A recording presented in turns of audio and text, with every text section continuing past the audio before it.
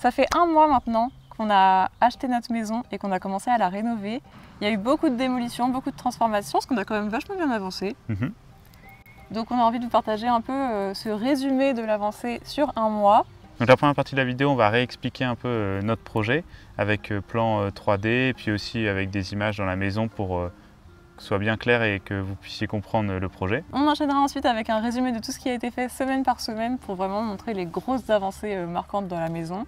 Et pour finir, ça sera une petite FAQ pour répondre à toutes les questions que vous nous avez posées. Que ce soit budget, que ce soit... Comment on va chauffer le toit cathédrale. Ouais, par exemple. Alors, ça c'est la maison quand on l'a achetée. Et ça, c'est sa version en 3D. On l'a fait sur la version gratuite de Home by Me. Du coup, c'est pas hyper précis non plus, mais on voit à peu près l'idée du projet. On va enlever beaucoup de murs et ça commence par l'entrée qui va devenir plutôt un couloir patio avec un dégagement qui donne sur une salle de bain et des toilettes. Ce couloir sur la gauche va nécessiter de casser pas mal de murs. On voulait surtout pas garder l'effet couloir étroit qui donne sur plein de pièces et qui est hyper sombre. Là, en le faisant en L comme ça, on espère que la lumière va pouvoir aller partout. Pour les chambres d'amis, pas de grands changements, elles seront juste un peu plus petites. Et pour la partie gauche de la maison, il reste nos 2 bureaux, qui sont pour l'instant la salle de bain et une chambre d'amis. Pour résumer, voilà un plan de la partie gauche. On va également mettre la salle de bain au milieu, avec une verrière qui donne sur le patio pour avoir quand même de la lumière qui rentre. Donc cette partie de la maison, on va la faire nous-mêmes.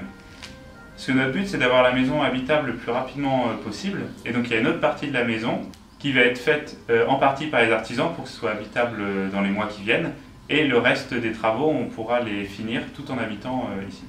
Et donc les artisans, et c'est lié un peu aux aides gouvernementales, ils vont juste, entre guillemets, se charger de l'isolation, du chauffage, des menuiseries extérieures, donc des fenêtres, et une partie électricité et plomberie.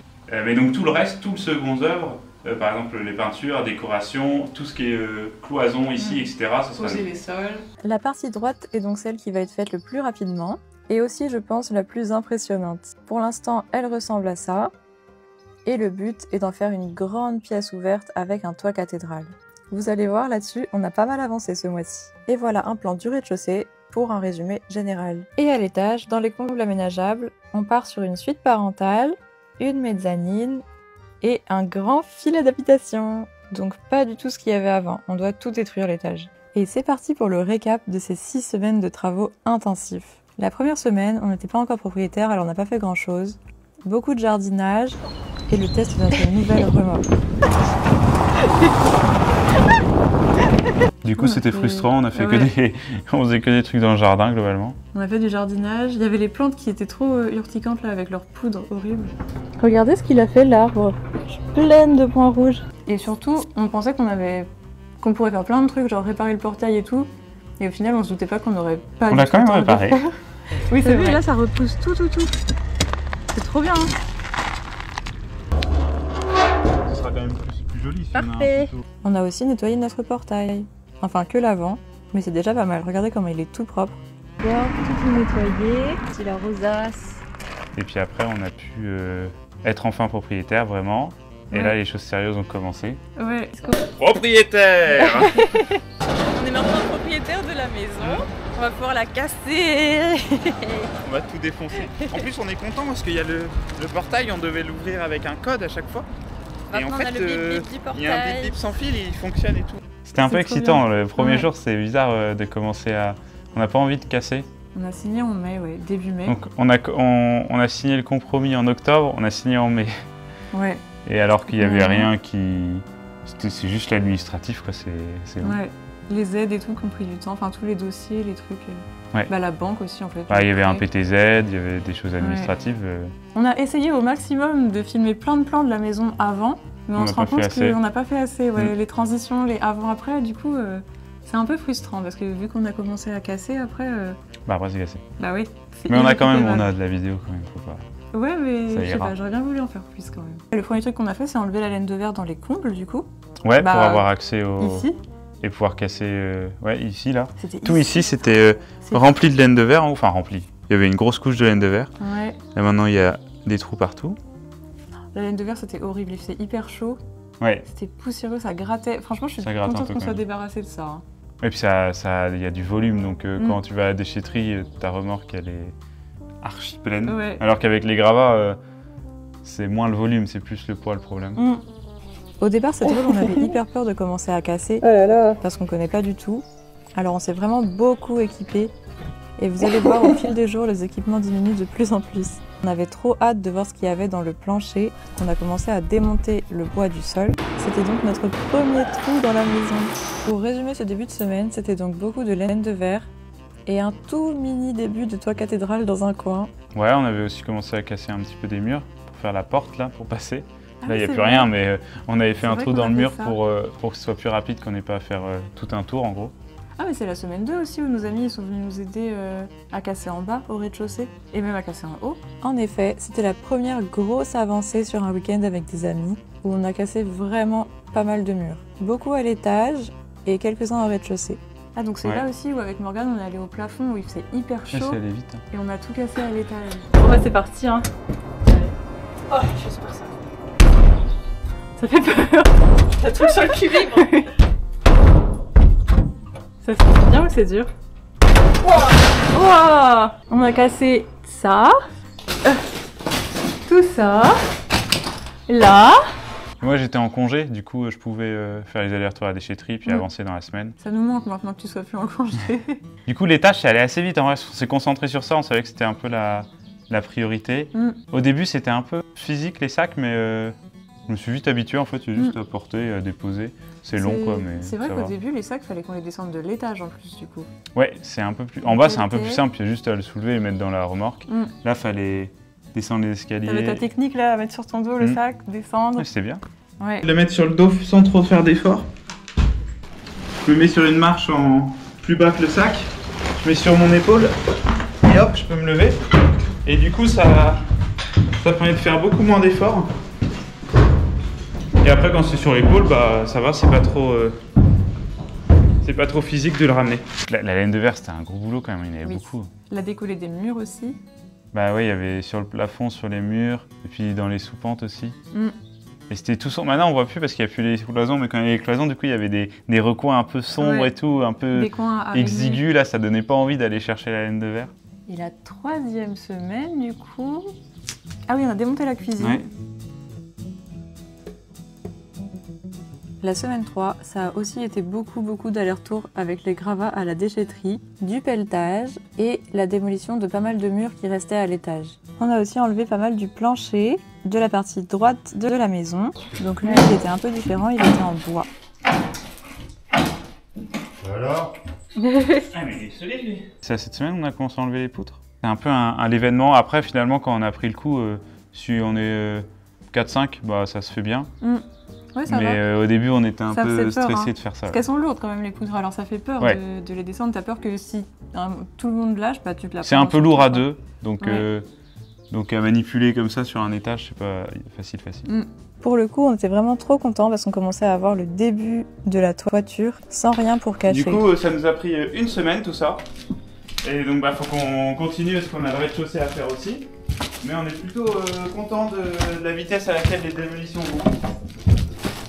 Et on a aussi fait le toit cathédrale. Enfin, on a bien avancé. Déjà, Thomas et son papa ont vachement avancé sur le plancher là. Et on a enlevé des poutres.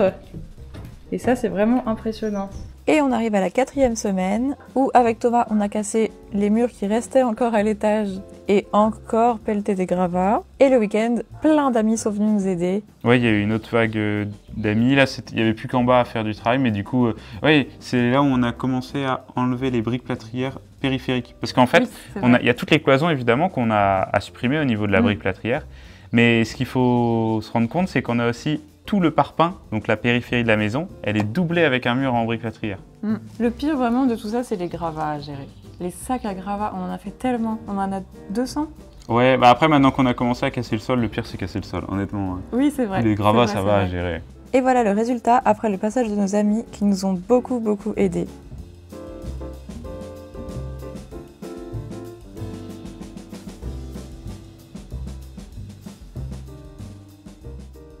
On a même enlevé encore des poutres, donc là on commence vraiment à bien voir le toit cathédrale. Oui, parce que du coup, même semaine 15, on avait commencé à essayer de casser le sol et c'était hyper dur. Ça nous fait une belle transition vers la semaine 5, dont le thème était « Casser le plus de sol possible en le moins de temps possible ». Pour ça, on a loué un décolle-carrelage qui est tombé en panne. Et donc ensuite, on a loué un burineur. Ça, c'est nous au début du week-end. On l'a loué pour le week-end et notre but, ça va être de casser tout le sol du rez-de-chaussée en 2 jours. Et ça, c'est nous à la fin du week-end. On a fini, là, cette partie-là. C'est tellement dur. C'était horrible.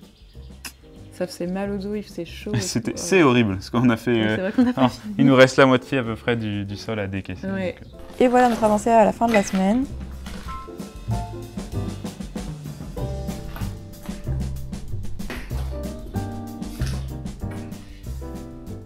Et on a aussi enlevé l'arche du séjour. Et du poulet le samedi au barbecue. tous les samedis, ça fait du coup 6 samedis qu'on mange du poulet au barbecue le midi avec ou sans amis, mais à chaque fois, barbecue, poulet, c'est notre rituel obligatoire pour avoir de la force. Et la 6e semaine, on a cassé encore pas mal de sol. D'ailleurs, on n'a toujours pas fini. Ainsi que la salle de bain qui est passée de ça à ça. Bon là, on vous montre très rapidement le résultat, mais si vous voulez voir tous les détails des travaux, on a publié des vidéos toutes les semaines qui s'appellent les Weekly Vlogs et où on montre tout en détail. Et des amis sont encore venus nous aider pour casser les murs périphériques du rez-de-chaussée et le plafond au-dessus de la cuisine. Et Thomas ayant enlevé le plancher au-dessus du séjour, on a pu à plusieurs enlever les dernières poutres qui restaient pour pouvoir apercevoir le toit cathédral en entier. Il restera juste le mur porteur en plein milieu à enlever, mais pour ça, il faut d'abord que des artisans viennent renforcer la charpente.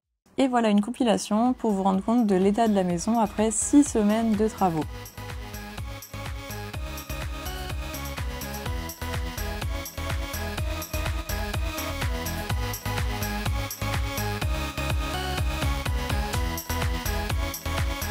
On a acheté des bombes de peinture pour bientôt pouvoir dessiner les pièces sur le sol. Et ça va être trop bien de faire ça, je pense. On va pouvoir mieux se rendre compte de l'espace et tout. Ça va être bien. On va maintenant passer à la FAQ. Vous nous avez posé pas mal de questions en commentaire. Alors, on va y répondre. Ouais. Ouais, parce qu'il y avait des gens qui se posaient des questions. Et ben, je vais récupérer les questions. Bah déjà, il y a la grande question. C'est peut-être celle qui est revenue le plus souvent en vrai. C'est attention, vous avez plein de volume, en plus vous avez un toit cathédrale. Soit ça va être impossible à chauffer, ou comment vous allez faire pour chauffer. En vrai, c'est une question légitime, parce que c'est vrai qu'il va y avoir du volume, donc il y a du coup beaucoup de choses à chauffer, et puis en plus il y a le problème il y a l'air chaud qui va aller en haut, et puis on aura froid du coup dans le salon. Nous, ça va être un chauffage au sol avec une pompe à chaleur. Oui. Donc le gros avantage, c'est que c'est extrêmement efficace, on va devoir utiliser très peu d'électricité pour chauffer.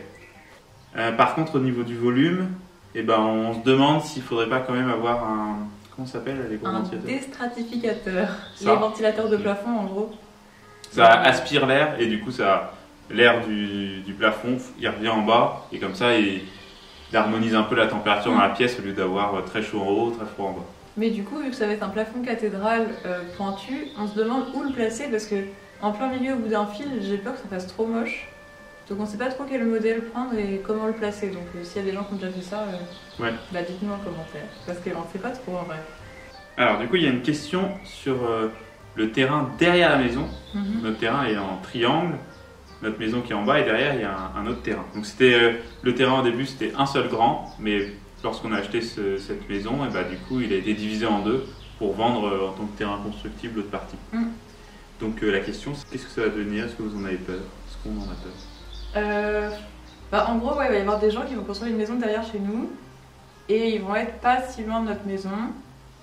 Donc à la fois, c'est pas trop grave parce que c'est à l'arrière de la maison, donc en vrai on va pas souvent regarder derrière. Et à la fois c'est vrai que c'est trop beau là comment il est actuellement, donc c'est vrai qu'on est un peu frustré qu'il y ait une maison qui se construise.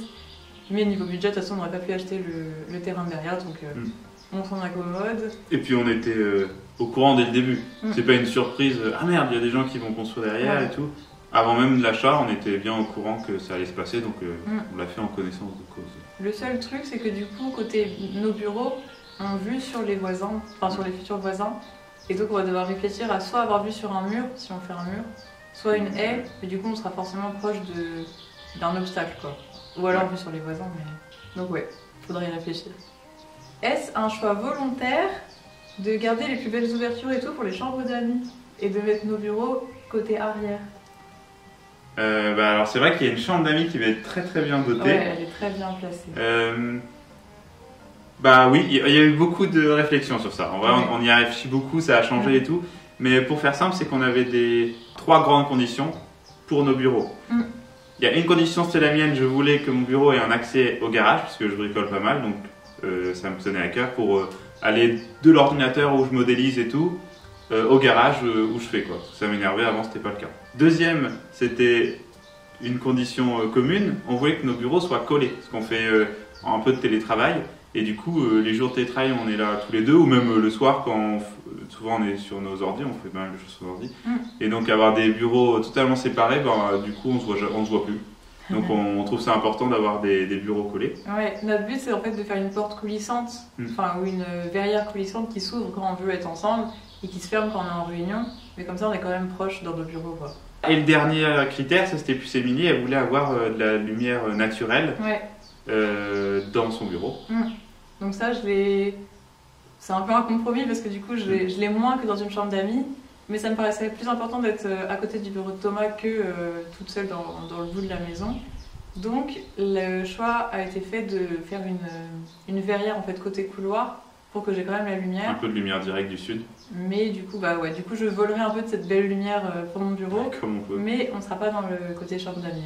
Mais donc c'était volontaire du coup au final. Oui, mais après beaucoup de réflexion, on y a pensé. Ouais, on a vraiment tourné ça dans tous les sens et ouais, la belle lumière sera pour les amis du coup.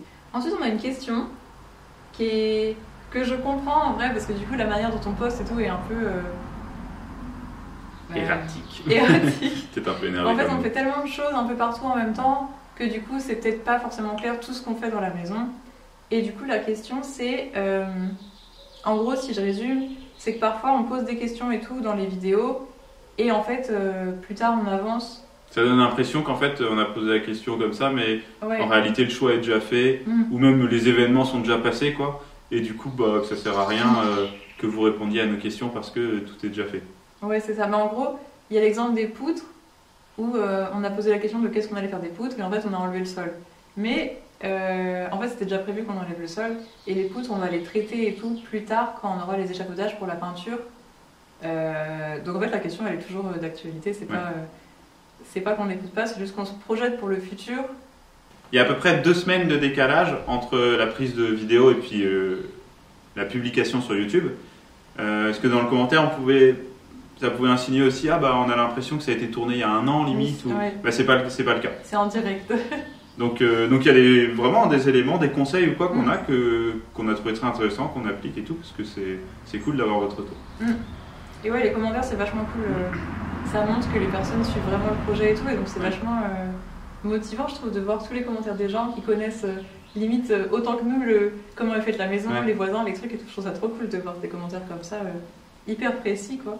Et qui suivent vraiment le projet, quoi. Ouais. Donc merci. Ouais, merci pour les commentaires. Donc là, il y a une autre question très légitime. C'est vu qu'on a dit qu'il y a des choses qui allaient être faites par les artisans, qu'est-ce que devient la chaîne quand on a fini les démolitions? Est-ce qu'elle s'arrête? Est-ce qu'on prévoit des choses? On arrête tout quand c'est fini. J'ai hâte. En fait, les artisans, ils vont faire que la partie droite de la maison, et encore, ils vont pas faire tant de choses. Surtout, en fait, les artisans, on les prend parce qu'il y a des aides à la rénovation. Et donc, ils vont faire l'isolation, le sol, le placo du toit cathédrale. Mais il reste encore beaucoup de choses qu'on va faire nous-mêmes et qu'on va vous montrer.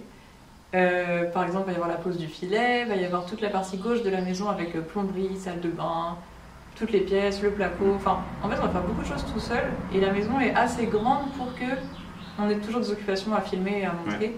Donc les artisans, c'est un peu pour rendre la maison habitable pour nous.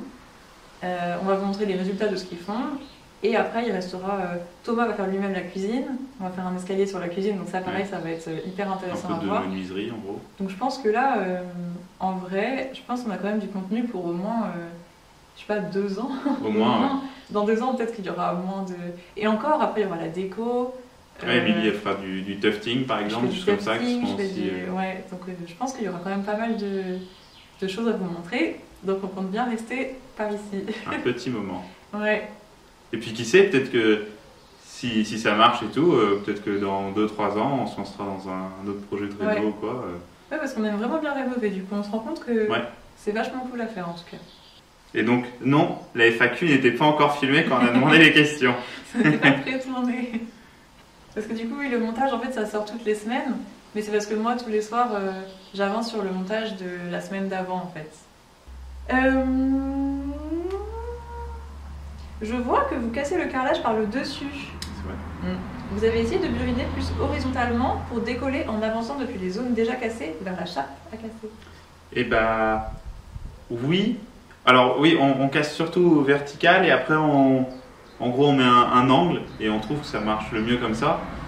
Après, la question de buriner dans l'autre sens, en gros, là, on est sur la partie du sol qui n'est pas cassée et on casse depuis là, donc on va en marche arrière. On préfère faire comme ça parce que dans l'autre sens, déjà, c'est pas agréable d'être sur la partie cassée en fait, parce que c'est pas lisse et tout, donc c'est pas. Et aussi, on voit pas ce qu'on fait parce que du coup, il y a tous les gravats un peu devant notre vue. Du coup, nous, on trouve ça plus agréable d'être côté pas cassé pour les genoux et puis pour la vue, on voit un peu mieux ce qu'on fait. Et puis en plus, ça fait un effet de levier en fait. On peut se planter, s'appuyer sur le carrelage et soulever en gros le morceau de carrelage quoi. Alors qu'à l'inverse, le morceau piqueur, le burineur, il a tendance à s'enfoncer et à rester coincé dans la chape. Donc, je pense que la technique d'être vraiment avec un angle très important, c'est malin si on enlève que le carrelage. Oui. Et vu que nous on enlève carrelage et surtout, en fait, le gros du boulot c'est d'enlever la chape en dessous, et bah je pense pas. Là je pense que c'est mieux d'être plutôt vertical quoi. Ouais. En tout cas nous ça marche mieux comme ça. Mais c'est un bon conseil quand même. Parce que du coup on a essayé et ouais. Alors comment ça va après un mois le moral et le physique? Le moral ça va vachement bien. Ouais. On est hyper content, hyper motivé. En fait on se dit ça désacralise vachement le fait de casser, de démolir et tout. On se disait au début mais quand on va casser un mur ça va être horrible. Et en fait maintenant on est là pour voiture, on va casser le placard. Enfin, et ça c'est vachement cool, on a gagné vachement d'expérience sur tous les postes. Ouais, et puis un peu de confiance en soi, on se sent plus capable de faire certains trucs. Et physiquement, c'est un peu plus dur parce que je pense qu'on fait tellement souvent des trucs physiques que le corps il n'a pas le temps de se régénérer et du coup en fait on est faible à moitié. Enfin moi, des trucs légers, des trucs pas trop lourds, je les trouve hyper lourds maintenant parce que je pense que mes bras ils en peuvent plus de buriner, de casser et tout. Mais en vrai ça va quand même, parce qu'on a la semaine de travail pour se reposer entre temps. Ouais, moi je suis d'accord, côté moral ça va. Physiquement, du coup, le premier mois de démolition, moi j'étais en congé, donc c'était vraiment non-stop. Et c'est vrai que physiquement, comme tu dis, le corps il avait pas trop le temps de s'en remettre. Mais depuis que j'ai repris le boulot, vu que c'est un boulot très sédentaire, je sens le week-end que je suis en pleine forme après la semaine de boulot, physiquement en tout cas. Et donc c'est un peu plus simple physiquement depuis que je suis plus en congé. Il y a juste. Du coup, vu qu'il y a le montage aussi à faire des vidéos et tout, ça fait beaucoup de choses à gérer pour une seule semaine. Oui, avec l'emploi en parallèle. Le travail, ensuite un peu de travaux et ensuite du montage. Donc c'est pour ça qu'on va peut-être commencer à espacer un peu la publication des vidéos parce qu'en fait, en une semaine faire le montage c'est un peu beaucoup. Donc peut-être plutôt toutes les 2 semaines maintenant, je pense que ça va s'espacer un peu. Mais sinon on ne pourra pas tenir les délais, je pense. En tout cas, on est hyper contents parce qu'on commence à avoir un peu plus d'interaction des gens et un peu plus de vues en général sur nos réseaux. C'est cool. Donc ça, c'est hyper cool. Donc si vous aimez bien la chaîne, n'hésitez pas à vous abonner si vous aimez notre contenu. Parce que nous, ça nous pousse vraiment à... En vrai, ça motive de ouf. Ça aide vraiment les commentaires et tout. Ouais. C'est vachement cool de voir que les gens ils aiment bien la maison, qu'ils aiment bien ce qu'on fait, qu'ils aiment bien notre projet et tout. C'est vachement cool. C'est la fin de ce récap. Donc on vous dit à la prochaine fois. Salut.